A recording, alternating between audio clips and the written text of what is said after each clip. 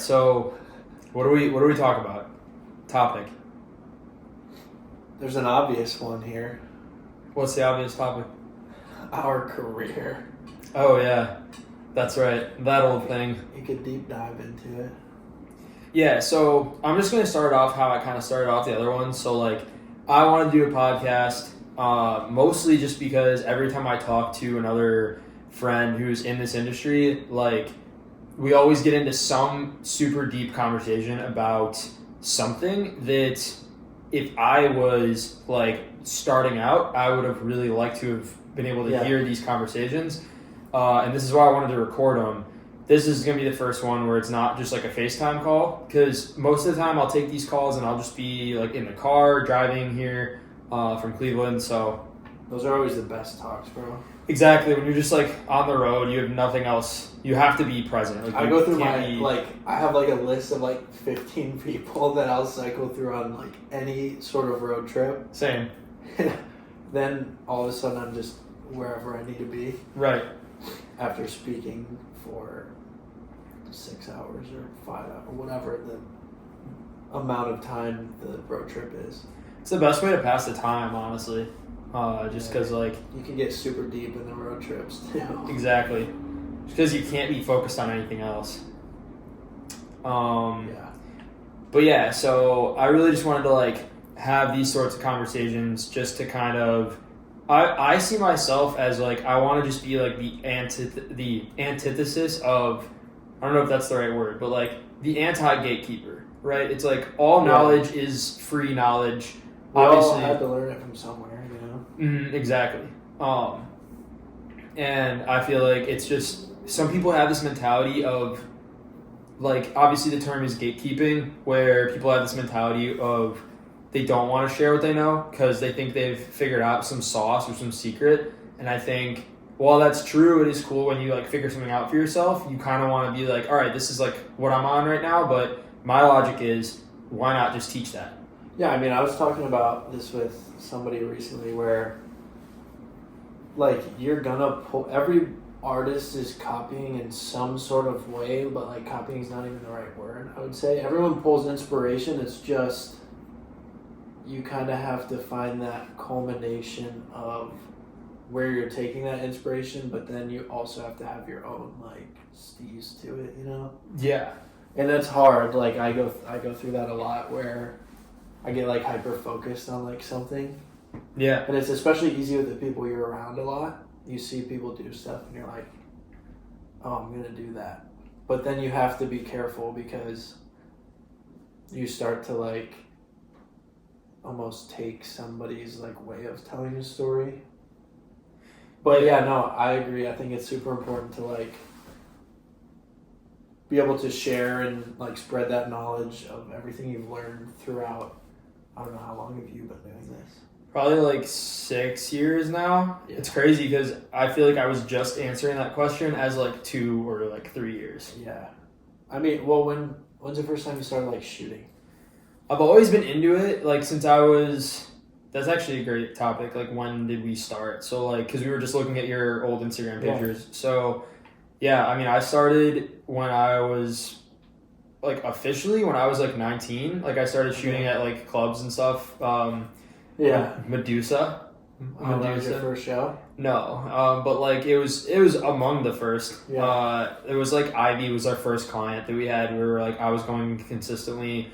Dude, I was doing Ivy in Cleveland every weekend. I would drive back from Ohio State, right? I was working with SUNED, and we had them as a client. It was $1,500 a month, split between 2 of us, right? And I was doing photos and videos. Like recaps? Yeah, like I would make like a 30-second to a minute recap, sometimes Friday and Saturday, and I was doing photos, and I was getting $750 for the month. And that's the grind. Now you're like, give me 10x that for that amount of work, basically. Something like that. I mean, probably more, bro. I mean, it depends, I guess, what it is, you know, and who it is. But yeah. Yeah. When did you what was your first camera you ever bought, and when was it? First camera I got was the Canon M50, and I was in. Well, I had. So I've told this kind of like the origin story to people before, right? So I had an internship in Ireland, which was through Ohio State's global internship program. It's the one thing the business school is good for. Yeah. I will not sit here and talk shit this entire time about Ohio State because I really had a good time, but it's very much like a scam. Like business school is not necessary. I have a marketing degree and I don't know. Nice, same, bro. Marketing. I don't ever need to use it. Well, people like you tell people that and they're like, "Oh, well, you're in marketing." It's like, well, yeah, but like no, nothing from that actual education pertains to anything. But anyway, I had this internship in Ireland. It was really cool. I was there for like 3 months. I went with a couple friends, and then we also made friends on the trip. Obviously, we all stayed at University of Dublin together in like the same dorm suite kind of thing. But then we all had our own individual jobs. So like, I went to work at My Taxi, which was the Uber of Ireland. So it's like Uber if Uber just didn't work. Like you could never get a taxi. It just didn't work well. It worked during the day, but then at night when you were out drinking and you actually needed an Uber back, you could never get one because the taxis just weren't out that late. So anyway, I was on like their marketing team. At first, I was just like the intern, and I had an interest in camera stuff. So like I had a camera that Ohio State actually had lent me to bring on the trip. Like for documentation purposes or just because? Just because like it was for photos. I actually worked at Ohio State's. Technically this was my first job. I worked at Ohio State's like film camera department for the business school. Like the internal one for the business school. But it was like, bro, it was like $10 an hour. It was as college jobs are. Yeah, and so I was doing like very minimal editing work, like a little bit of filming stuff here and there for like corporate business school stuff. So they lent me the camera to go to Ireland, and then with that, I wound up filming ads for My Taxi. Like at one point, I was like, yo, I have this idea for an ad. They were like, sure. You were like had the creative knack when you were like growing up, or did it just like kind of to you? That's a good question. I mean, yeah, I feel like I knew because like I would make like home movies. Like I would make like I was that kid on like a family trip where I would like I would do like a home video on like my phone, and I would like script it and use a song I really liked and make it vibey from. Do you like, have those on vacation somewhere? Yeah, I have them. And then I also did like DMP in high school. So I guess that's kind of, even if you go back even further, like digital media productions. Oh, yeah. It's like the high school class. So that's actually where I learned to use Final Cut. Like the announcements and stuff like that? No, it was more so we had a web show called Wildcat Weekly. We were the Mayfield Wildcats. And so me and like the 8 other people in the advanced DMP class started Wildcat Weekly. Nice. So it was like a weekly web show. It was actually really cool because all of the elementary schools would like tune in to watch it every week. Like that was like their Friday thing. That's dope. And I guess I learned kind of from there, and then took that to Ireland is when I officially was like, because I wound up making them a bunch of ads. Like I made the first one and they were like, yo, this is actually really good. Can you make more? And I was like 100%. And then I went from being like the intern to like actually providing value, which felt really good. And I was like, okay, this is what I'm going to do. Because I was like... It's cool to find that when you're like, whoa, this is real. Exactly. Well, it was really cool. It came at a really good time because like I was, I don't know, like mentally in a terrible place. Not terrible, but like I didn't really fit into the whole like frat drinking. Like I was in a fraternity, but like I just never found that much fun in just like partying, whereas all these other guys were so content with it. Yeah. And I was like, this ends in like a year or two. Right. And then most of those guys are still doing that same thing. Yep. Which, if that's what you like, hey, power to you. But like for me, I was like, I need an actual like purpose, and like that's when it kind of started. So then, to answer your original question, first camera was Canon M50 when I got back from Ireland. Got it. And that's my mom got me it, and then I started shooting music videos. Story's kind of similar. What was your story? So okay, well, if we want to pull it all the way back. All the way back. My family and I used to go on this not family, it's like my dad, his friends, and then my cousin. We would go to these like race weekends in mid-Ohio. You know where that is? Like that racetrack? Like for it's in Alexia, like Mansfield. Cars or horses? Motorcycles. Oh, well, like cars, yeah. Okay, like a racetrack. Yeah. Yeah. So this is right around the time when GoPro came out. Oh, okay. Brand new. Like the GoPro 1? Yeah, so the weekend we were there, they were doing so much promo. It's like Monster Energy, Red Bull, and GoPro. That makes sense. And they're over the course of the weekend, they're giving away a total of like 6 GoPros. 1 or 2 from the winners of each race. There's 2 races. The winner of the race will like go in the crowd and like give out a GoPro. Oh, okay. 2 from a raffle, and then 2 from something else. I don't know exactly what it was, but so they gave away 6 GoPros this weekend. I don't even know how old I was. Probably in the age range of maybe 10 to 12. The group we were with walked out of that weekend with 3 out of the 6 GoPros. Nice. So me and my cousin ended up with 2 of those. That's this sick. GoPro Hero 2. Okay. This is before the cameras itself is waterproof. You have this. It wasn't even waterproof? You have this big plastic housing you put on it. Dude, I remember that. Yeah. Yeah. I don't know if I had one, but like I remember that being a thing. I wish I never sold it. It's probably worth I money. sold now. it for like $50. But when my cousin and I got those, we like started going crazy with them. We filmed everything from us jumping on a trampoline. We like rigged the camera on a helmet. Yeah. And wear the helmet on the trampoline to Do riding you still our have bikes. those videos? Yeah, somewhere. Okay. That'd be kind of sick to make like a edit using that. Yeah. And from dude, we were cutting these videos up in Windows Movie Maker. Nice. Naturally. Which was it's crazy. Putting like Nickelback songs over there. Yeah. I think one had Flo Rida. All right. But from there, we kind of like ran our course with those as kids do. Just like got tired of it. Right. Kind of stopped a little bit. And then my cousin, the one who had the other GoPro, his mom had a Canon T1. Okay. So it's like so old, but we're like kids, so in our brains, oh my god, this is like so expensive. Like we have to be so careful. Dude, no, trust me, I know what you mean, because like in my DMP class, we had those like little camcorders we were shooting on in high school. Babying him. Yeah, well, those felt so official, and then like an actual like DSLR felt like, whoa, like this is next level. Yeah, it's an API, it's like crop sensor. Yeah, it's like a crop sensor, like $600 camera. Yeah, not even, bro. That like with the kit lens. Yeah. So okay, fast forward, we go to some beach. I think it was like the Outer Banks, maybe.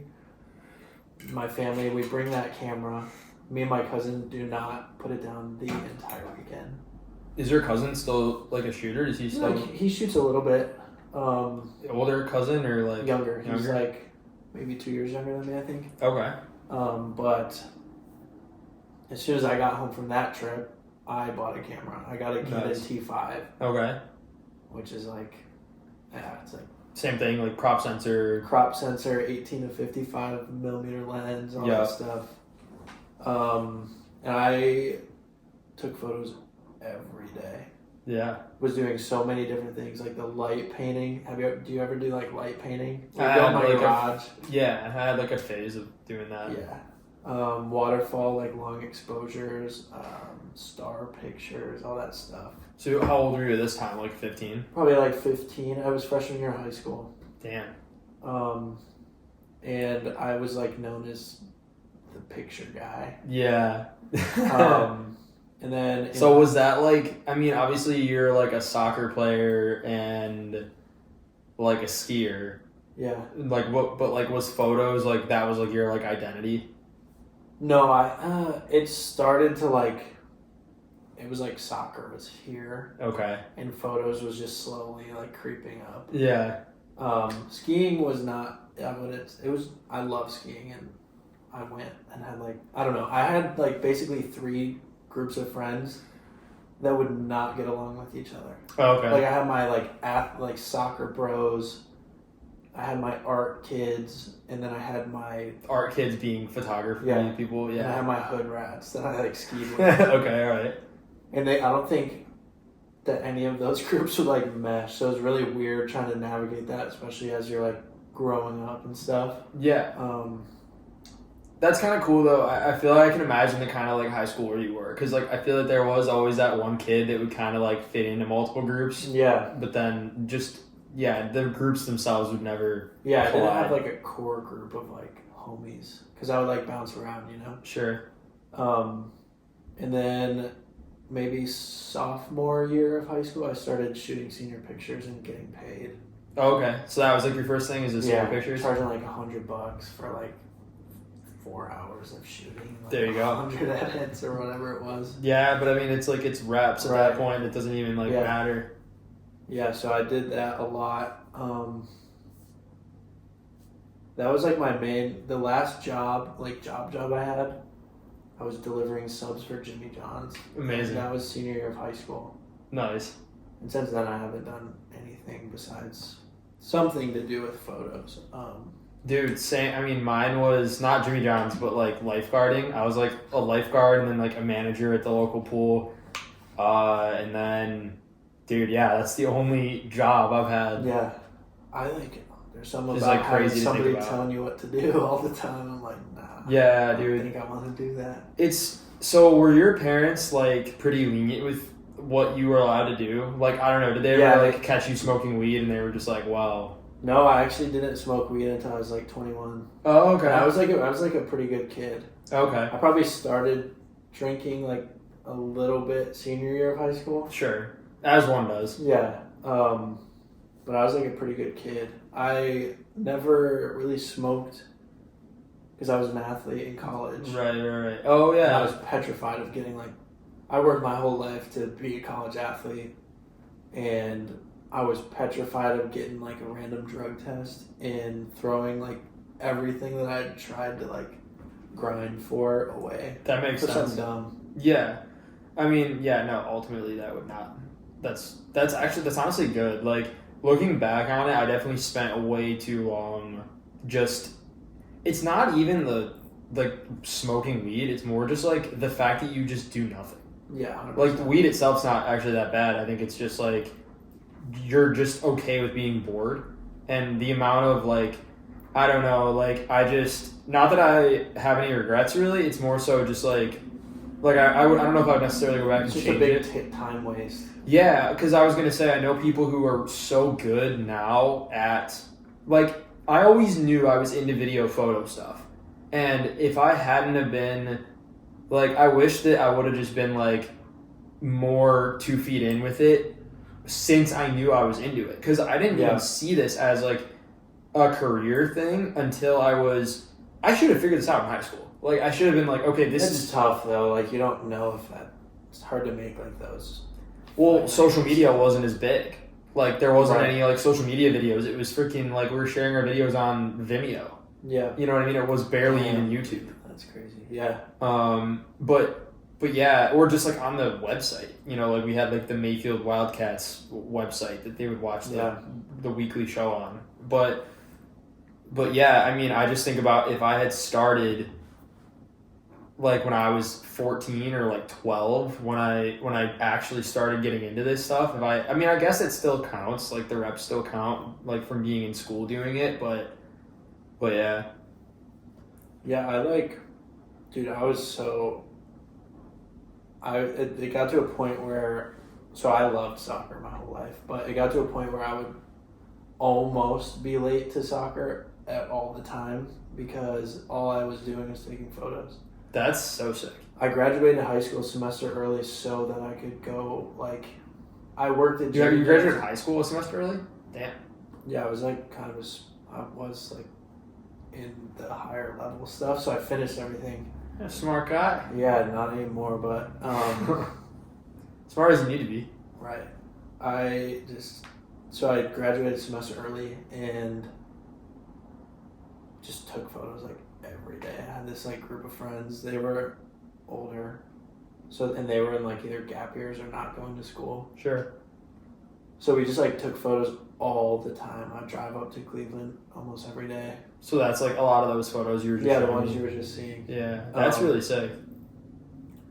And then I went to school In Dayton. Cincy. Cincy. Went to Cincinnati. I walked onto the soccer team there. And I also, so when they like did our team photos, I was like talking with the guy that did them, and I ended up working at their creative agency as like an intern. Like, I don't even, it's a very loose job that I had, but Yeah. I was just trying to meet people that did cool stuff. Right. I did that for a little while, and then like COVID hit. I had to move home.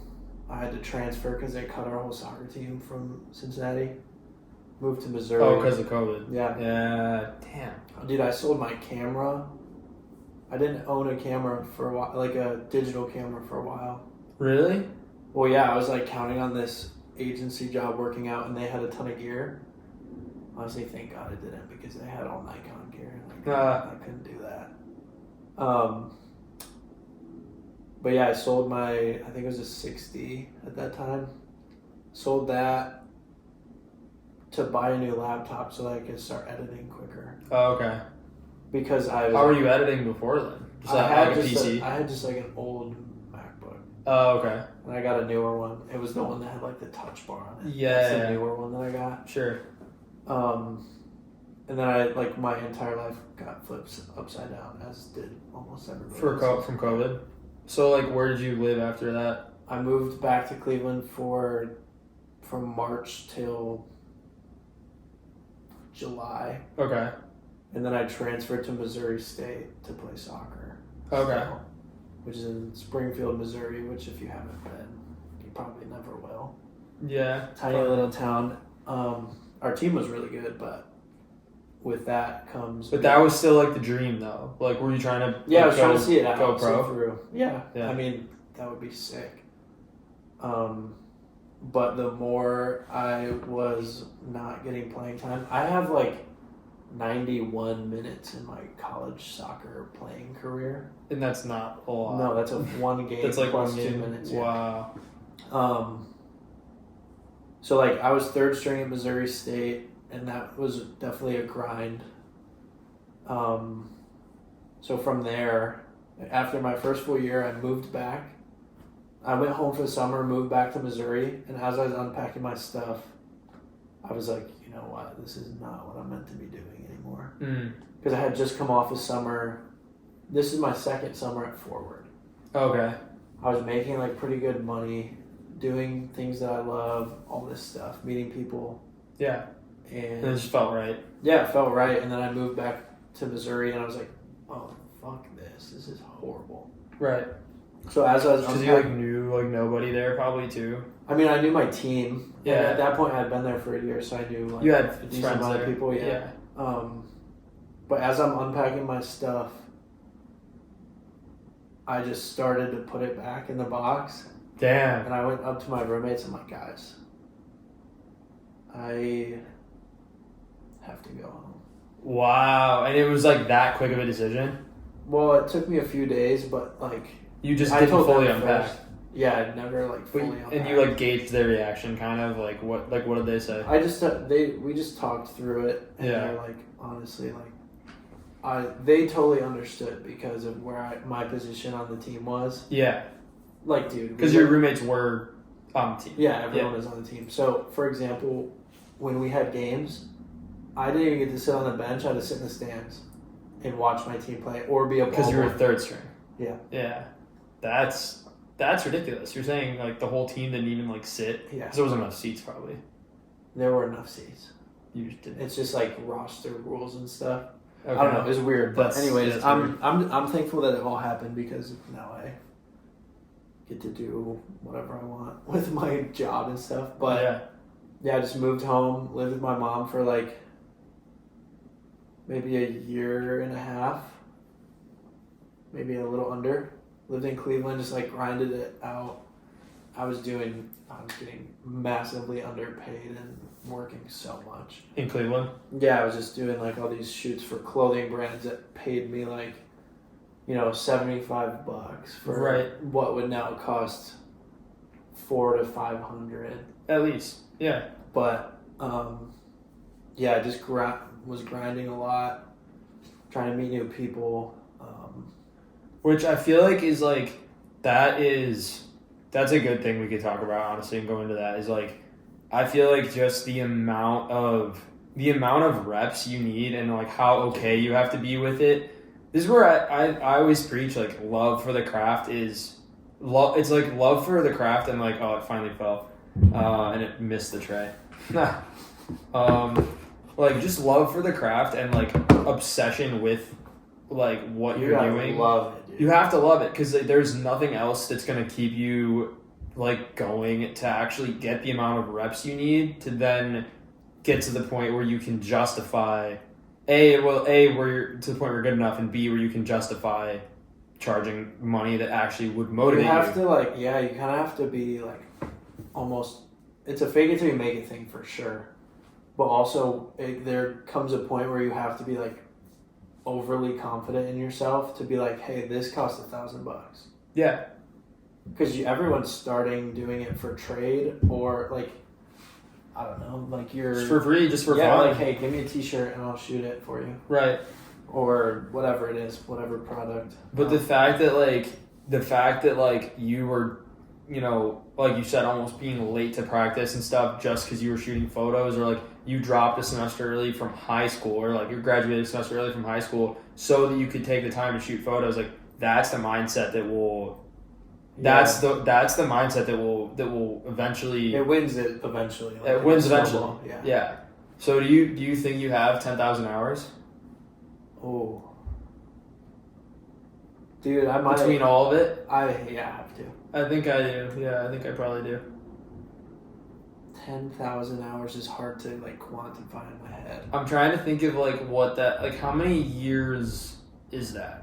Like is that a year? I'm gonna do it on a calculator. Yeah. How many like days worth of? So 10,000 divided by 24 is how many days? Divided by 24. That's 416 days. I don't think I have 10,000. 416 days. That's it's like over a year with no sleep. That's 14 months straight of shooting or editing or whatever. Yeah, with no minus all. No, I probably have half that at least. 6 or 7. Yeah, I would say at least that for me. Yeah. Yeah. Well, I feel like our times on computers are massively different considering I started editing videos a year ago. Right. More or less. Like proper videos. I opened yeah. Premiere for the first time last year. Yeah. That's crazy actually to think about. Yeah. So I feel like your videos have come a long way just from like not I guess having a year done and a half. In 2022 Yeah. But yeah. Well, I have 2 goats around me constantly that are teaching me things, sharing things with me, all this stuff. So it helps. Shout out to you and Ethan for little brothering me in this video world. Yeah, we could do more. I mean, you don't have to just be the model all the time. Yeah, I know. Dude, yeah, I just think like that's the kind of thing that I don't know. Like, I don't know if you can teach that. Like, you definitely can't. Like, you can't teach that intrinsic love for the craft because like it's also a grind, bro. Like, I think I got it from sports. Yeah. Because I loved playing soccer forever, and I still love it. I do it roughly once a week. But, yeah, it's just like a grind mindset in a way, but I've also burnt myself out 3 times. Like, really bad. Like, all right, so talk about that. Like, what is like burnout to you? Like, how is it like a switch you hit and you're like, okay, I'm done? Well, in the earlier days, I would say I just did it so much that I like held myself to a way higher standard than I should have been. So when I didn't have like a sick idea, I wasn't gonna even try anything. But you usually had sick ideas because you were usually trying stuff, right? Or you're saying once you were there was burned out? There were periods where I like would How go long of a period? a couple months. Really? Yeah. Damn. See, I feel like I don't know. Like, maybe I am better than I give myself credit for at like giving myself that like rest period that I need sometimes, like taking a break. But I don't know. For me, I don't know. Like the most I've ever been like burned out for is like, I don't know, like a day or two, and then yeah. To me, to me, it is almost an unhealthy addiction. Like, it is... No, yeah, and that's how it should be, in a way. In a way, I think it is. I think I've definitely, like, before been, and still am in a certain way, like, so obsessed and, like, so, like, addicted to what we do that it's, like, you can't even chill. Like, I feel like you have a good balance, at least now. I chill. Yeah, no, my balance now is so. I think it's a lot better. I've only ever known you as like a chill, like very just chill, relaxing. Yeah, like I don't know, like you do your work, but then you also clearly talk about or like have chilled with me, and it's just like okay, like other people I know who are at the level of a photographer you're at don't like. I don't know if they have that in them. I think it comes with like the more you start to get paid for something, the more in a way it is a job. Yeah. So I just especially from these like tour weekends, I get home, You don't want to look at my camera. Yeah. Unless it's like. But do you ever feel okay? So great question here. How do you like? So does that give you more FOMO then ever? Because in other words, like you get back from your job, right? And now you're like, okay, I don't want to look at this camera. My personal life doesn't give me FOMO? No. Like for your own creative work. So like, do you feel that the reason that you got started in doing this, obviously like going out, like, you know, like a kid and just play and doing it for the love of it? Doing it for the love of it, yeah. Like, do you ever feel like that is now marginalized by the actual job part? In ways, yeah, but also, especially recently, I've been telling you about this for the past 2 weeks. This Fuji camera, dude, has changed my life, and I will preach that to the day I die. It made me like feel like that little kid again. Yeah. Because it is so simple. It fits in my pocket. You can get nutty colors out of it. Mm-hmm. And yeah, dude. So that kind of segues into the book a little bit, but we can wait for that. But no, I mean you can plug the book. No, well, I was gonna say on the lines of FOMO, my work gives me FOMO in my actual life, like personal life, because like we're in clubs and bars all the time. Yeah. Right. For work. Yeah. So if it comes to a weekend where I'm home, you don't want to do anything. People are like, yo, let's go out to the bar, or let's go to the club. I'm like, absolutely not. Yeah. That's just like me. I've never been like a huge partier anyways, but anytime I step into a club and I don't have a camera, I almost feel like this weird anxiety of like, I should be doing something. I cannot escape that exact thing. Yeah. Like if I'm out the other day, okay, for example, like it was St. Patrick's Day, we went out and I actually got into the place for free.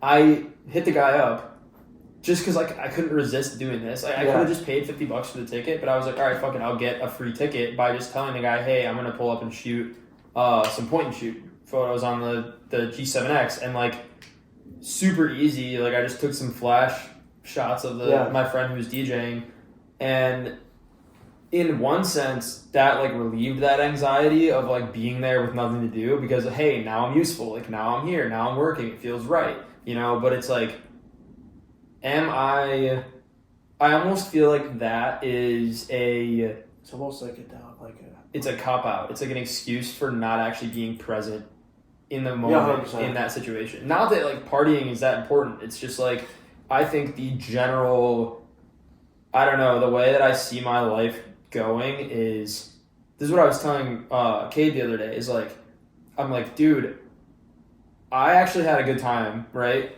Yeah. Being out for St. Paddy's Day. It was fun. We had a good time. But every time I look back on a day that I didn't just get my actual like work done, whether that's like work or like creative stuff, I don't like regret it. It's more so like resentment. No, it's not. It's not like I would go back. It's not like I would change it. It's just like, it's like, okay, take it or leave it. Would you do this again? No. I'll leave it. And there's that's a tough spot to be in. There's you want to harbor your personal relationships and build with like friends that are outside of your job and all this stuff. But every time I hang out with friends that are outside of my job, I find that I either A, don't have anything to like really talk about, or B, I'm just like, I see it as like a waste. Like I see it as like I am literally like, and it's not good. Like, and there's only a few exceptions. Like skiing is probably one, but then there's gotta be some commonality. But then hey, I go skiing, and guess what I'm doing while skiing? Well, shooting another video, and it's like, it's good, but it's like a lot of people. I think a lot of people have the opposite problem. Like a lot of people will play too much and not work enough, and then don't make that much progress. Whereas a lot of people aren't their own bosses and doing something they love. This is true. Yeah, this is true. I agree with you though. Well, I've always been like, how do people go out Thursday, Friday, Saturday, Sunday afternoon? But they are working these jobs where they might like it and love it, but they might not mind it. It might be good money. It's 40 hours a week no matter what. Right. So they're going to use that time off to like go have fun and let loose and all this stuff. It's such a different mindset, I think, like to the point where there's nothing wrong with it. It's just a different way. I don't even know what it feels like. That was what I was going to say. Right, is like it's interesting because like from the perspective of somebody with a 9-to-5, I don't think they could understand what our life is like, and we can't even understand what theirs is like because it's like every day is a blank canvas. Every day is very different. Which is I love that. Like personally, it's great. I think I would not have it any other way. It's just like it's great unless you're a procrastinator. You're not though. Like Maybe my work, I'm fine. Yeah. But everything else is like it. Like what else? Just like dumb shit around the house that I need to get done. Yeah, dude. I feel like your mind, like this is how my mind works. Like any one thing I have to do, whether that thing's gonna take all day or literally 5 minutes, my mind just classifies it as one thing. So it's like if I have to get this done, it's like oh shit, like I have to do like these 5 things, even though all those 5 things combined might take like an hour. Dude, my biggest one is like once I do my laundry, once it's washed, clean, and dried, folding it, putting it away. If I like locked in, it takes me 30 minutes max. Dude, yeah. Oh, okay, never mind. I thought you were gonna say like 30 minutes like minimum, like because I feel like doing laundry. No, it should take me 30 minutes max. Yeah, but it ends up taking me 3 days. Yeah, to just fold it all and put it away. Yeah, it turns into like organized piles of like this is like my shirts and bro. You just have a lot of clothes. I have a lot of clothes. I would say I do, but also then I wear almost everything I have before I do my laundry. So when I do it, it's just a mountain. Which is another procrastination step. Yeah. In there. Well, I also have to pay for laundry, so I'm like, I'm gonna max out my. Is your laundry not in your thing? See, that was a big thing of getting this place. Is like the laundry's in here. Yeah, so I'll never go. There's 2 things I've realized that I'll never get a place without, and that is in-unit washer dryer and garbage disposal. Oh, dude, we don't have one either here. Yeah, dude, like I feel like it's gonna be a problem entirely with cleaning out the drain when there's like food. It's so nasty to me. Oh god, yeah, I'm not looking forward to that. Yeah, it's gonna happen. It'll come. You'll get really like. I'm very like OCD about if I have like any crumbs on my plate, wiping them like into the trash can. No. Oh boy, no, it's all going down the drain right now for me. Yeah, good luck. All right, well, yeah. But yeah, FOMO definitely hits with my personal life. Personal work, it ebbs and flows. Like lately, I've been feeling really good with the book. With just like personal ideas, and even if I'm not necessarily executing them, they're coming to me. Like the ideas are coming. Yeah. Which doesn't happen a lot. Really? I mean, it really depends, dude. What do you think it depends on?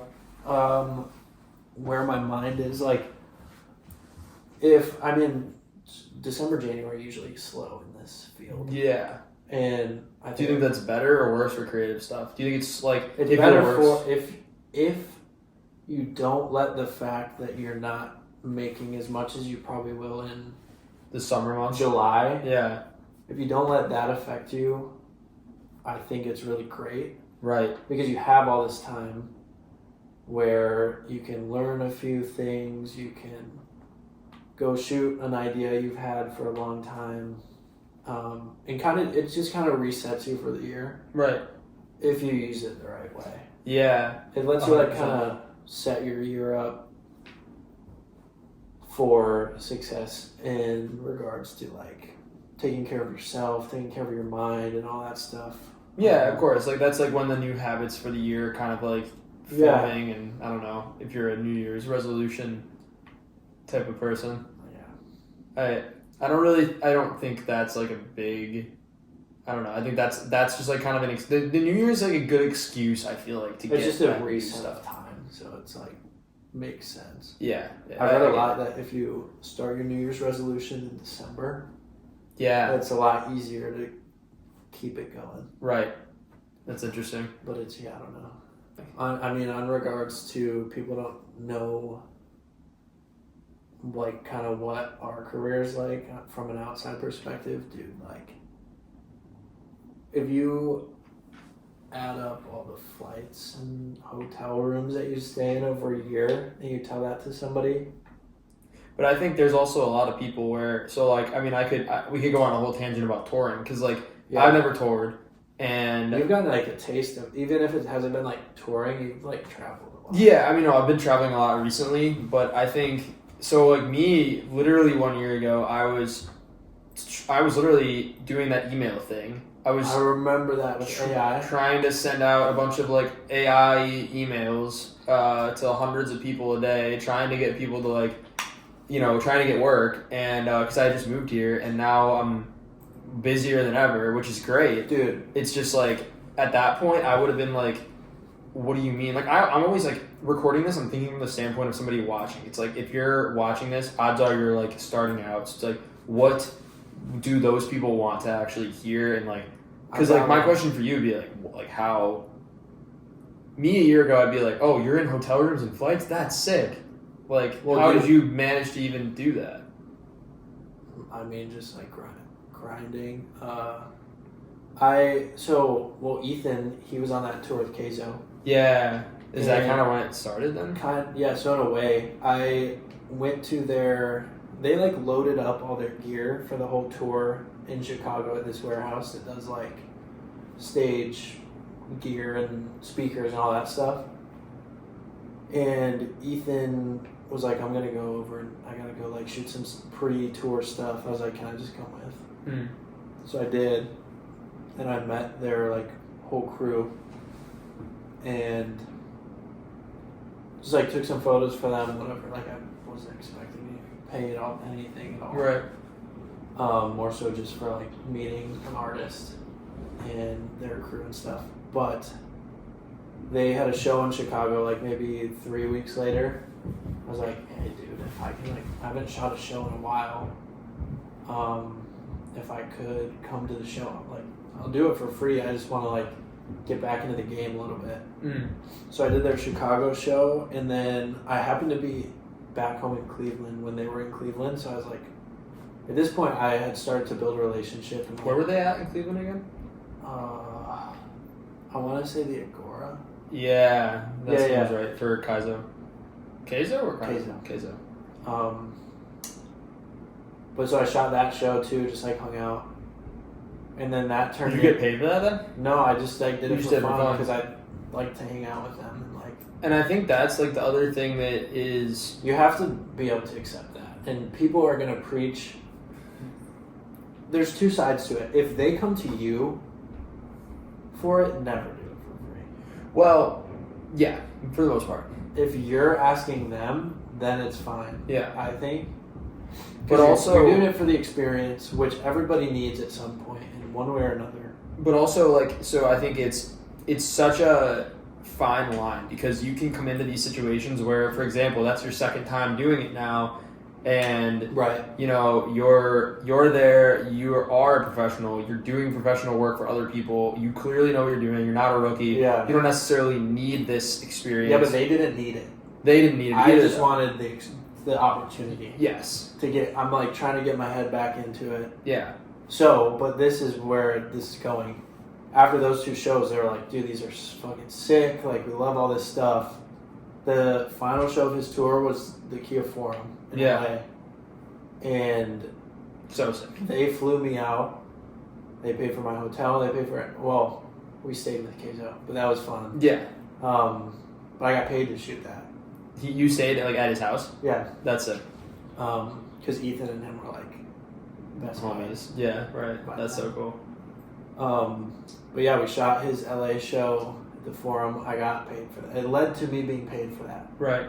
And then where this is all going is I think from those photos, because I was posting them and he was posting them and stuff like that, maybe 2 or 3 weeks later, I got an email from Elderbrook's crew. That's right. I remember when that happened. Yeah. So it was out of nowhere. I was like, I haven't done any outreach for this. So it's cool. Those are always the coolest things. To me, yeah, like when you just randomly get hit from something. And I think like that is... So there's a couple points here. One, all right, hold on. We'll cover randomly getting hit up in a second. But like the first thing that I was thinking is like, just like from the person starting off standpoint of like, what do you do for free and like when is it not acceptable and like when is it? It's like it's always such a fine line. Like I think that like if somebody's asking you to do this for them, you should always get paid. Yeah. No matter what. Even if it's small. Yeah. Yeah. If you're looking to do something for an experience to build the portfolio and you're asking them for like a photo pass or like I don't know, to an event or something. To an event, whatever. Yeah. So then it's okay because almost everybody's gonna need proof of concept. Right, and that is your portfolio is your biggest weapon. So like exactly. Colton and I talked about this. I think for like a decent amount in the conversation we had about this. Right, so I think like he brought this up. Right, so there's a certain dollar value similar to like I don't know. I don't want to get too deep into like economics terms. Like I don't know what the actual terms are here, but like there's technically a dollar value you can place on every piece that's in your portfolio as a creative, right? As like a person who works, as a creative who works for yourself, right? So like you could technically say, all right, the actual dollar value that I'm getting out of this time is, you're losing out on the time, right? So that's like an opportunity cost because like that time could be spent on something else, right? Yeah. But then you also have to say, okay, I'm getting these portfolio pieces out of this. So I'm sort of at the point where, I mean, this isn't even like a hard, fast rule for me, but like I'm almost at the point where I don't want to do stuff unless it's going to go in my portfolio because that's the goal. That's the goal. Sometimes it gets to be like, all right, I got to pay my bills. I'm going to do this really corporate thing. Yes. Which isn't, I don't think that's bad, but I think everybody has different mindsets on this. Like I know some people where they are so strict about if this does not fit the exact motif of the universe that I'm trying to build, like my brand, whatever, then they won't do it. And if they're not allowed to do that exact thing they want, then they won't do it. And on one hand, I have a lot of respect for that because then you're a true artist. Your job a lot more. You probably love your job a lot more, and you're also like a true artist at that point. Like you're so passionate about just using your time for what you believe in, not just for anything that's going to pay you money. Because then there's the other side of it, right? Then there's like the other extreme to where it's like I know people where they will accept any gig and they are not going to even try that creatively. They'll throw any old thing in their portfolio and they run a successful business, right? Like I'm not going to name names. Like I have examples for both of these, who both of us know. But like my thing is like neither I think are wrong, but they're just different. Yeah. I think it depends on like where, in my opinion, this is just like for me, I think while paying the bills is obviously necessary and like you shouldn't just like say no to something because you shouldn't make it fit, the thing you have to remember is like you started doing this out of the love for it. So I think it's very easy to get sucked into just doing work. Yeah, and at that point, if money's your goal, do something different. Because this isn't this isn't a ton of money compared to the hours that you're putting in. Yeah. Until a certain point. There's like a crossover where it's like, oh shit, now this is like a $10,000 project. Right, and I think that comes with tons of time. Dialing your stuff, having that portfolio I definitely think it's okay to do things that are just bill payers. Yeah. But there's a fine line. Because if that bill payer is taking up 90% of your time and you're not even who you are, like what you love and yeah. Because some people genuinely love all of it. Like some people if you love anything that involves you like holding the camera, yeah, like more power to you. Go shoot corporate real estate weddings. Yeah, like for me, I've done a few weddings. They're okay. They pay really well. True. But they're not my thing. You would have to pay me an exorbitant amount of money to do a wedding. Yeah, it's just like at this point, it's just not my thing. But like that's not to say I've edited a wedding video in the last year. Right. I needed to pay a bill. It's fine. Yeah. I didn't have the opportunity cost is next to nothing because I had nothing going on. Right. Anyways. True. So it's okay. It's okay to do that. But if you want to, I've slowly started to learn this that you don't ever really know who's watching or who's going to see what you're doing. Right. And people also are smart. Like they can extrapolate and say, okay, he did this, so he could probably do this. Right. And I think that especially when you're in a town like Cleveland, because I'm guessing, again, a lot of people watching this are, like, not in a big city necessarily. Like, I don't know. I don't know. Who knows? But, like, point being is, like, if you're in a small town and you just become known as, you take any gig, when you're starting out either way. Like, Make yourself a big fish, dude. Yeah. Take any little pond. You'll get a lot of experience out of doing that. Yeah. And then I think that has another like intrinsic value where you figure out what you like by being good. True. Just by being good with the camera, you'll like find the passion inside of that passion. You know? Yeah. Like mine is like lifestyle fashion stuff. And I still haven't really broken my way into that because I am so deep into music. Right.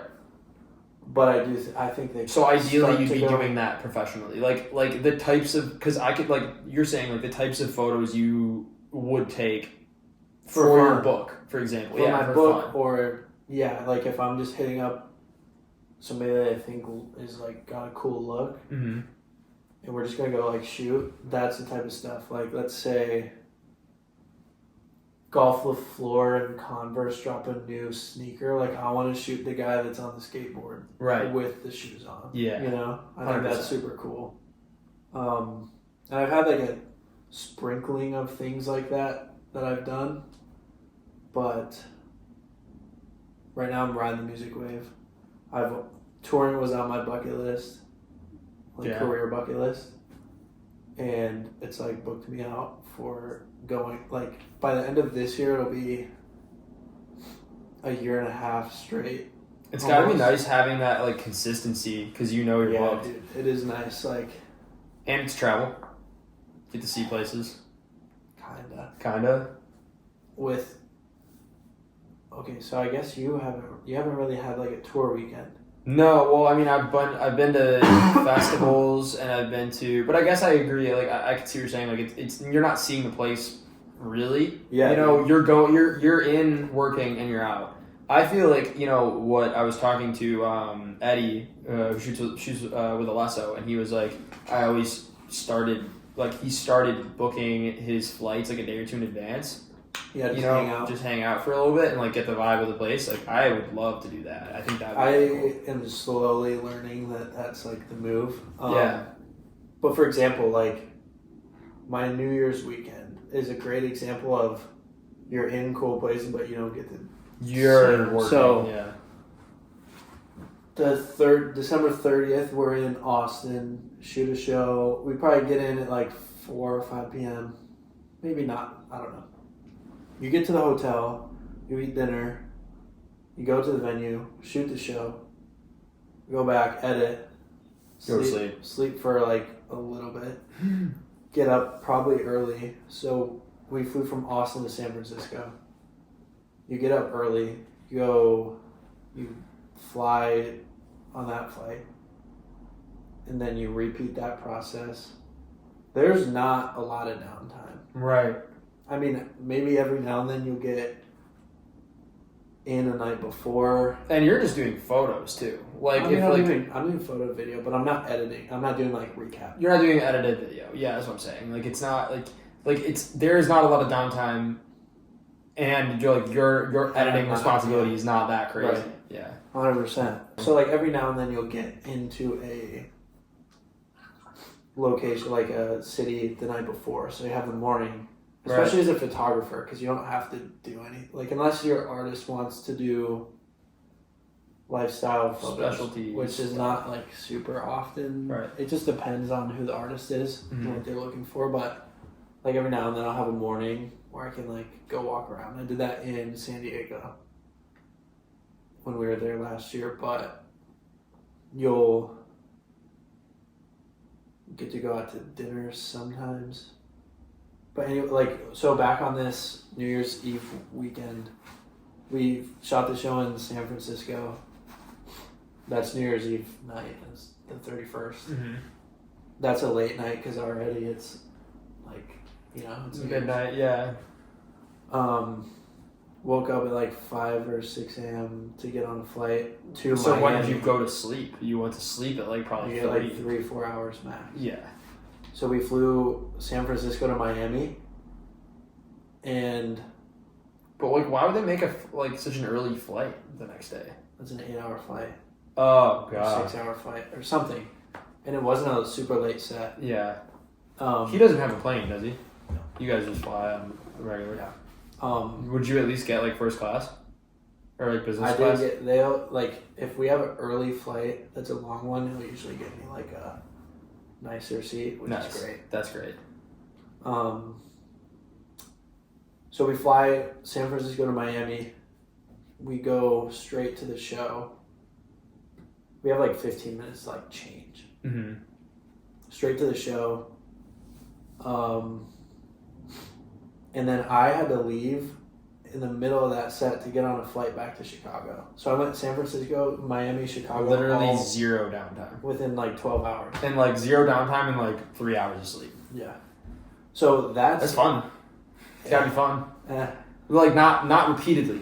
No, yeah. I mean, it's experience. And experiences are valuable in whatever way you take them. But because like to me, I don't know, like again, from the standpoint of somebody who is light years away, or at least they think they're light years away from like doing something like this, I would be like, that sounds lit. Like that sounds it's like lit for so a little sick. bit. Yeah.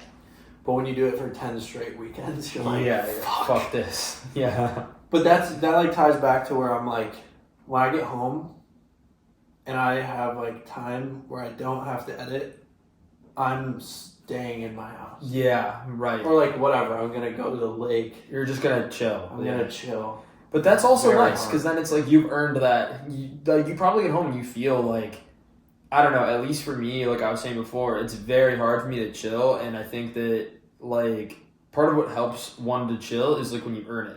You know, Yeah, like I feel the most present like after like a really hard workout or like a run or something. It's just like, you earn that chill time. Yeah. I think the weekends definitely help. My work week starts Thursday night and ends Monday morning. So Right. my weekend is Tuesday through, or it's like Monday through Wednesday usually. Right. And I try With to, music stuff. Because there's obviously always like miscellaneous stuff. Yeah, every now and then. I forget where I was going, but yeah, doing it constantly definitely runs a toll on the body. And just like being on an airplane so much Yeah. is tough. But when I do have these super chill weeks, I'll look back and be like, oh, I made this much this year. Like if I wasn't chilling so much, I could have done this. But it depends. Like for me, my sanity is worth a lot more than like an extra 15 or 20 grand in a year. Yeah, I mean, yeah, 100%. Like, I think past a certain point, I mean, this is a whole separate discussion, but I think past a certain point, you're not, you're not becoming, like, that much happier person. Obviously, it's nice to have a cushion. It's nice to be able to invest some money and, like, you know, toss money around kind of a little bit. You know, I'm not, like, a bougie guy. Like, I'm not going to go buy, like, I don't know, like, I think other people in my current position would, like, go and buy, like, a nicer car, like, and I'm, like, so content with my Honda. If you live under your means, like, and every now and then just, like, treat yourself. Yeah. To me, that's a great life. Like, not that I wouldn't, I don't know. Like, it's just nice to be comfortable. Mm-hmm. I wouldn't necessarily, like, sometimes I'm comfortable. It depends on the month, like, if it's one of those months. But, like, I'm paying student loans right now. Oh, you are? I'm paying, like, obviously all the bills, like, they all add up. Groceries, rent. You're still on your parents' health care. Yeah, dude. For this year. I've got a year and a half left. I am out. I have to figure this out, like, right now. Well, I have my student loans set to a plan where I'll have it paid off by then. Nice. That's great. Dude, some people are deep, bro. Like, some people are so deep in that. Man, she's got a lot. Well, she's like a lawyer, right? No, she's a dietitian. She had like 5 years of school. Okay. I don't know why I thought she was a lawyer. But yeah, I mean, either way, that's absolutely brutal if you have student loans. Like, I think that's, like, the most obnoxious thing to have to just, like, you're just paying for something that's happened. Something that happened that I already did and that it doesn't even affect. It doesn't matter. Yeah, it doesn't matter. It's not, like, actually earning you money. It's so dumb. It's pretty dumb. Yeah, I don't know. But, I forget what the other topic that I wanted to, like, go back to. I said it before. Pretty good talk, though. How long was that? That was probably like an hour. Really? Something like that. I don't know when we started. I don't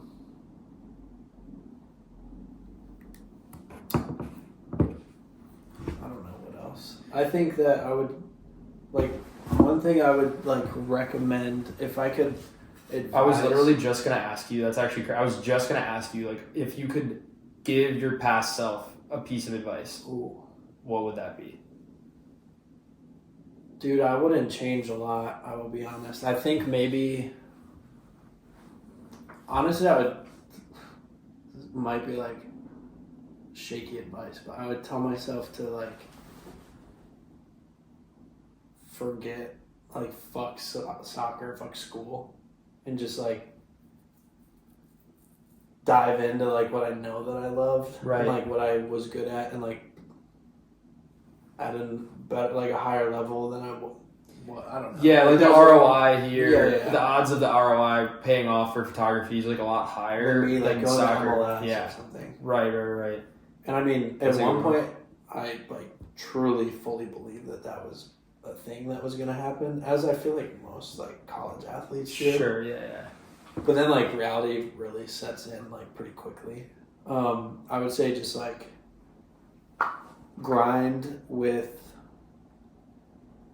One, don't put, like, so much pressure on yourself in whatever aspect.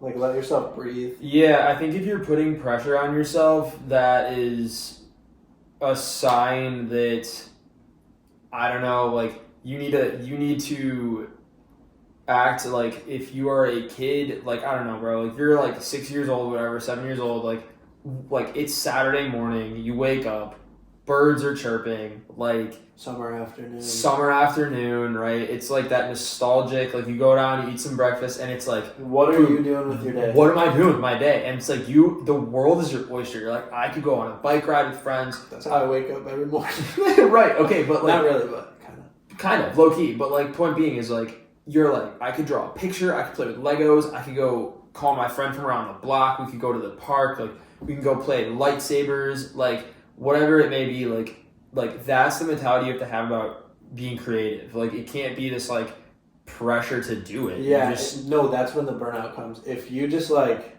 I've started, honestly, very recently, like, within the last few weeks, I've realized that if you already have the creative, like, part of your brain that you know, like, works. Yeah. If you let yourself be very present with the little things, whether it's going on a walk, whether it's just like thinking about things that happen. Dude, I had a video idea about like skinning my knee recently because I like fell playing soccer last week. Yeah. I was like, there's like art in those subtle things. Yeah, dude. Good art is deep, not wide.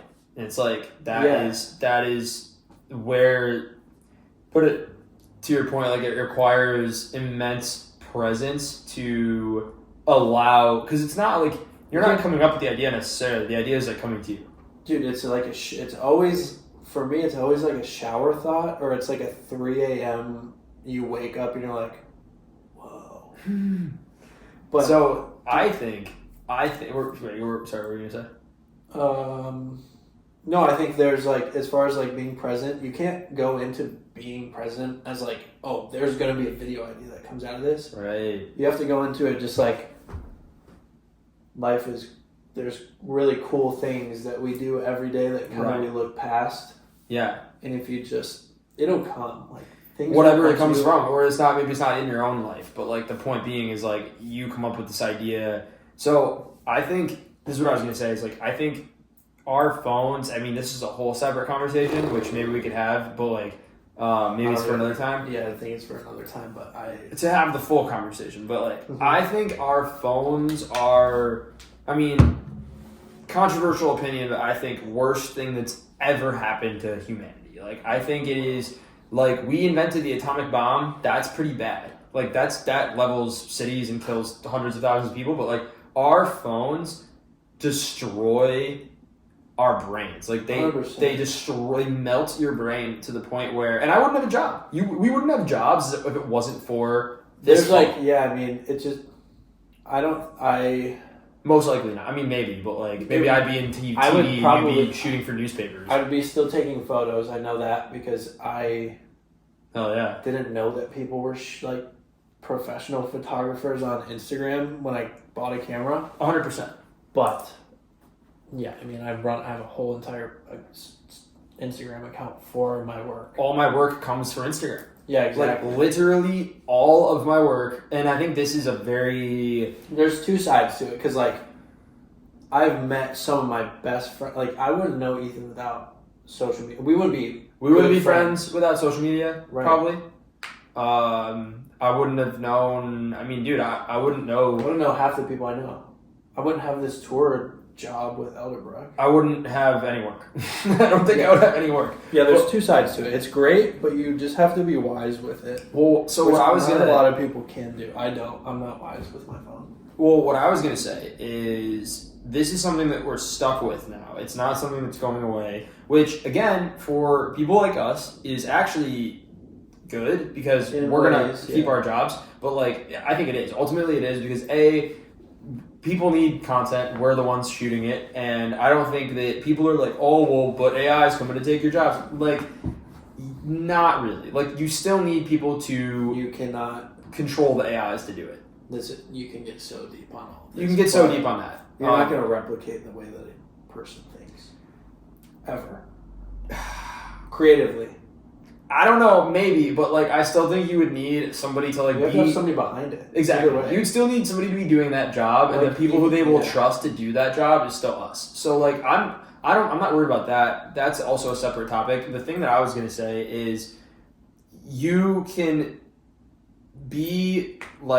exist with your phone, with social media, and also I think it's important to, like we were saying earlier, draw inspiration from people. Yeah, and you gotta consume. You do have in a way. You do have to be smart about it. So this is what I think, right? And I think this is just my mentality, right? I'm a very I don't think life is black and white, right? I don't think life is really necessarily about making like hard, fast rules, right? I am going to do this exact diet, right? I don't think those things work in the long run, right? But I'm somebody where I'll do stints of things. Like, so for example, I'll do like a month of like a certain diet just to see how I feel. Or like, I'll do, a month, like I'm doing like, sobriety until summer, right? Like complete sobriety, St. Patty's Day aside, right? Again, the exception is the exception. Well, yeah, it's like, there's like a part of discipline, but then there's a part of like This is life. You can't let it make yourself miserable, Well, that, and Not it's like also life. saying that Like, it's you like, drinking on St. Patrick's Day. If you didn't do that, you would be miserable. Right. But like, we're like human. You want to have experiences. You want to have experiences. You're a human being. Life's not about, like I said, life's not about this black and white, stark discipline. You can still be disciplined and not have these rigid rules necessarily. But my overall point I'm trying to make here, right, is I think, and this is like a huge recommendation for people if you've never done this, is literally go like 3 days with no phone. No phone at all. Because what'll happen is you've probably never even like done that. I've done like a month off of social media, but I also wasn't full time in a career that I needed for. Sure. Okay. So here's what I don't even need it right now, bro. Right. So here's what I think. Right. So I did this with the intern guys. Right. We went to a cabin, and I was like, all right, we're doing a off the grid like weekend and a half. Right. So I don't know if I told you about this. But I think so. we went to like these cabins in Ohio, and it was like we originally were gonna go like do a bigger road trip, but we just didn't have enough time, and I didn't want to like commit the time and money for it. So which we'll do eventually, whatever. But like, dude, it was so refreshing. It was like honestly in a group. Yeah. Oh, you have to be in a group. Yeah, you can't be like necessarily by yourself. But like, I think get a good group of friends. Go somewhere like a cabin or somewhere like ideally like in nature where you're not plugged in whatsoever. And then we said, okay, no internet. Like we could use your phone for a flashlight or whatever, but like no internet. Turn that shit on airplane mode. Turn it on airplane mode. It's staying on airplane mode. Let your friends and family know that you're off the grid for 3 days. And lo and behold, what happens is those thoughts about normal life actually can make their way in. They come back like a lot quicker than I think people realize. Yeah. Because they aren't going to do this without. This is the thing that requires discipline. Is like, okay, I literally am going no internet. It's like, when's the last time you did that, if ever? Dude, yeah. I mean, just I went on a trip to Portland with Ethan and our other friend Matt. Yeah. And we this phone service was like in and out, but it was us three, all there. From meeting through the internet. Yeah. It's funny. But we were all there just to like make art. We didn't have a single care in the world what it was. Right. We were just there like talking and just shooting stuff randomly. Shooting stuff for fun, and like when you let yourself get into that state, like you don't even need your phone. Yeah. It doesn't matter who's texting you, Mm-hmm. That's a beautiful thing, and I think that's like I don't know. I think it's rare, number one, and I think number two, people, myself included, if I'm coming up for ideas, especially if it's for work, right? Because like we were saying before, ideally, your work and the stuff you want to do for fun are like the same thing. So for work, you need to come up with this idea. A great life is that. A great life, I think, is that where the lines of work and play are so blurred that you don't even know which is which anymore. You're just always living, and it's always fun. And it's very possible, especially if you're in this like career field, which is amazing. We're super blessed to be in this position. But like that being the case, it is still like work you're getting paid for. It's like, okay, I'm not just gonna wait for inspiration to strike. Like, yeah, you got to do it. You got to do it. So I'm sitting there with a client on the phone like earlier today, and it's like, yes, it's a very chill situation. Again, very grateful to be in a situation where the client is, my point of contact for this client is extremely chill. Yeah. And we're like three friends talking over FaceTime essentially. Right. But we're still going over like the logistics of a video for like a high profile client, and it's like we need to have ideas for this ready to go, and I'm gonna ultimately go to my inspiration folder on Instagram, look up cool effects and stuff. Again, putting my own sauce on it, like putting my own spin on it, and I enjoy it. I enjoy every step of the way. But then the thing that I think about then is like, is this art, and is this the best thing that I could be making? Or should I, I think the bill payers don't have to be. And obviously, if the artists in us want it to be. Yeah. But you gotta, give yourself grace, because you're not gonna make your magnum opus, especially at the rate of the amount of videos that are being cranked out or like photos for me, it's not going to always come, but then you like, there's little things that you learned through the videos, and then that'll like all culminate into something sick. Right. Eventually. Like, yeah, and you need whatever reps. it is. You need reps either way. Reps are the most important. Yeah. The thing that I've been telling the intern guys is like, it was after I got hired for Soundstorm, which was in Saudi, and because that was like so crazy, like mind blowing that was even a thing. Yeah. Again, especially from going from literally like LinkedIn messaging, like emailing production companies trying to get hired, to that in like less than a year.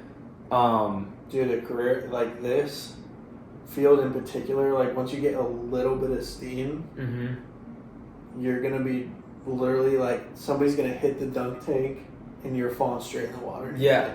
You gotta swim. Which is so sick. Yeah. Which is great. I mean, it's amazing. It's an amazing position to be in. But point being is like, I got hired for that, and I was like, okay, team meeting right now, and I was telling these kids, because they're like in the stage of like, they're killing it, they're doing really well, like, but they're still building their portfolio, and I'm like, look, like, you absolutely 1,000% must, because they didn't have. You must do your own work, essentially, because they didn't have that entire phase where, for instance, like young Ty is in high school or like before high school, no mentor, no one giving you work that's paid. Like, you started this out of the love for it, and like these guys kind of did because they went to Mayfield, like they were like DMP guys too, but it's like ultimately they started getting paid right out the gate, and now they have a little business. And it's great, like they're making money. Yeah, But it's like, dude, you almost just almost Charlie horse myself. You almost jumped the gun. You know what I mean? It's like you gotta actually still be good. Yeah, you gotta pay your dues, and it's like those dues. Not that your dues are like in this situation are like dues. It's more so like, wow, I love this shit. Yeah. So I'm gonna keep doing it. Speaking of. This is just very unrelated. Sorry to interrupt. No, that's really the whole point. No, my dad and my grandpa, mostly my grandpa, like they always preach this because they're both like self-employed people. What do they do? So my grandpa had a company where they would like flip houses, renovate houses, and stuff like that. Okay. And my dad runs his own like business fixing like computers and working on like networks and stuff for banks. Okay. But that's sick. They always would tell me, if you do something that you love, you'll never work a day in your life. It's a very like basic quote. Such a cliche, but it's so true. It's very true. Something Smed would say, my old / we still work together on certain things, but like we used to be like actual business partners, like go to the office and like his office, and like, you know, we had like our little business, like he helped me get started with everything, and like he would always say, oh well, like once it's a job, and it's like, no, you don't have to make it like that. You don't have to make it like that. Get yourself out of that. Yeah, and I think it's all about your mindset at the end of the day. Like it's so contingent on. It really is just so crazy to me to think about, like, I don't know, like I think on a daily basis about how this is a simulation. Like how like literally too good to be true shit. Ants. Yeah, like whatever, like just how too good to be true shit has gotten.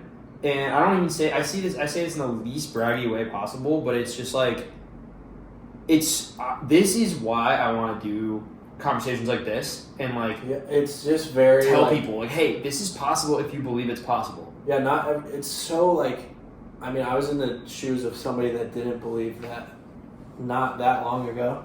Same. Dude, very much same. I was like, wait, how am I supposed to make more than like, and that's not to say bills. that I'm making $250,000 a year. Right.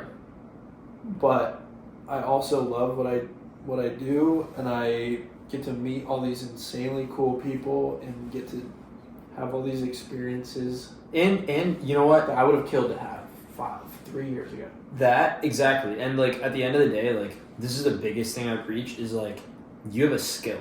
And like that is something that cannot be taken away from you. If you lose everything else, I'm still like able to take a cool photo. You know. Yeah. It doesn't matter what it's of. But like no matter what, you have that skill, and like that is completely invaluable. And Ethan and I were just talking about this recently. So like just as far as life things in general. Right. So like okay, so my dad's or my friend's dad, obviously not gonna like name names, but like friend was telling me he's like this dude lost his job, you know, really messed up situation, right? Got fired, worked at like I don't know, it was like Progressive or like you know like Key Bank or whatever. Yeah. Like he worked somewhere like corporate, right? And all of a sudden he's like out of a job, and I'm like, how though? He was like this high up guy at that job. It's like because you climbed the corporate ladder, right? And you are like gunning for that next promotion. It's like you don't actually like. I'm sure he had skills. Like I'm sure this guy has skills, but it's like mostly you're not that. You're still replaceable. Like at the end of the day, like I mean, yeah, there's ways where we are in a way, but even if we get,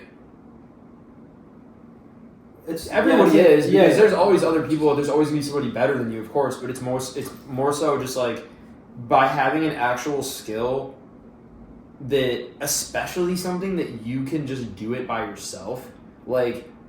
Yeah, if you're an engineer, that's another super cool thing about this. Is like, if you're say you're an engineer, like you might have this like really great skill, but like you need so many other like resources in order to like make that thing actually happen.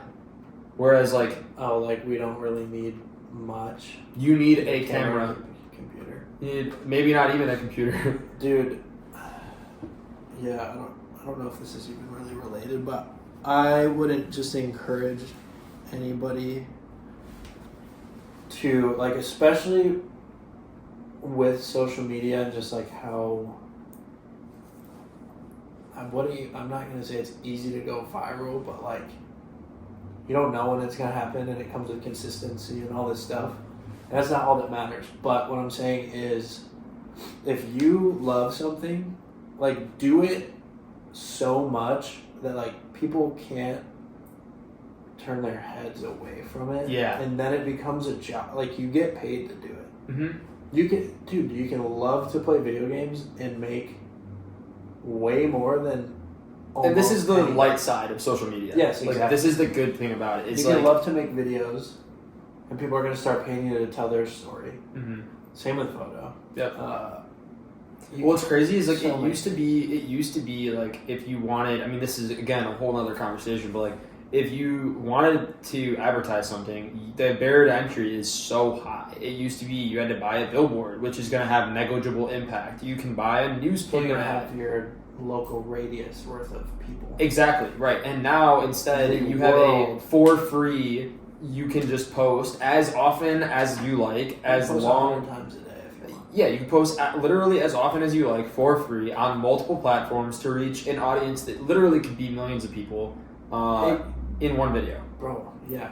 It's crazy. And that is crazy because people... You know what I think about? I think about... and we'll wrap this up here soon, but if our grandpa, like, if my grandpa was in... Like, because people nowadays are like... They're kind of pussy, you know what I mean? Not even saying like other people are pussies and I'm not. Like the amount of first world mentality that we have. Oh yeah, is insane. There's not a lot of grit, I would say. There is an exponentially low level of grit compared to what it used to be. Yeah. Kids who are like if you look at like who fought in like World War II, like those kids, they were kids. Like it was like they're 16. Kids, Like it's like that's insane to even think about. Like nowadays, my overall point of saying this is like the amount of actual work that it takes to like do a thing successfully on social media is insanely low. Like barrier to entry is really low for so many things. And you know what? There's certain things that are gonna be harder than others. I will say, being a